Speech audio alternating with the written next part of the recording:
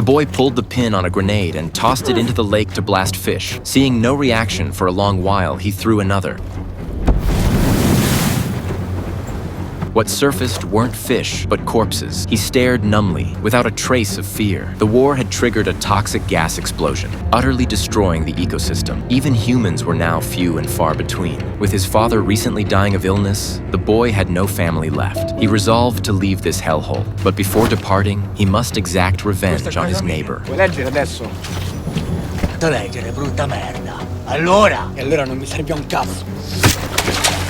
Before the neighbor could rise, another brutal blow landed. The boy hung him upside down, submerging him in the toxic water. When curses still spilled from his lips, fury consumed the youth. He twisted the handle, ending the man's agony. Searching relentlessly, he gathered whatever was useful before setting off alone in a small boat. Outside, the world remained equally lifeless, yet the boy harbored only one wish: to find someone who could read his father's final words. He drifted downstream, past trees hung with corpses, a sight he'd long grown accustomed to. Only when the boat ran aground did he finally step ashore, securing it to a tree. The path was overgrown with weeds and littered with abandoned cars, empty even of corpses. Curiosity drew him to open a door and sit inside. He dozed fitfully in the driver's seat through the night. Returning to the riverbank, he found his boat gone. The rope's cut end showed clear signs of human hands. He grabbed his rifle, scanning the surroundings warily. After walking for what felt like an eternity, he spotted two people tending a vegetable patch. Spotting him, the boy raised his gun, but they carried their harvest and beckoned him inside with friendly gestures. Se abbassi il fucile,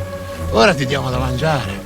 The boy hesitated briefly, but ultimately trusted them. Having never encountered strangers before, he knew nothing of caution and revealed his entire background. To him, anyone who fed him must be good. After eating his fill, he pulled out his father's diary, hoping they would read it aloud for him. They read every secret within, yet refused to utter a single word. They kept the boy for other purposes, quickly coaxing the gun from him. Only then did they reveal their true nature. They led him to a cellar where he saw a woman caged, naked and trembling in terror. The man tossed her a bowl of food as if feeding a dog. The boy, too innocent to grasp the horror, simply obeyed the man's commands, knowing that compliance earned him food and access to the diary's contents. The next morning, he was roused with the promise of reading letters, tricked into laboring like an animal, plowing the fields. The boy worked tirelessly with his simple mind. To keep this free labor, the fat man revealed only a little of the diary each day. To hear more, the boy had to work harder. That night, flipping through the diary, he suddenly had an idea. He grabbed a piece of clothing and sought help from the woman in the cage.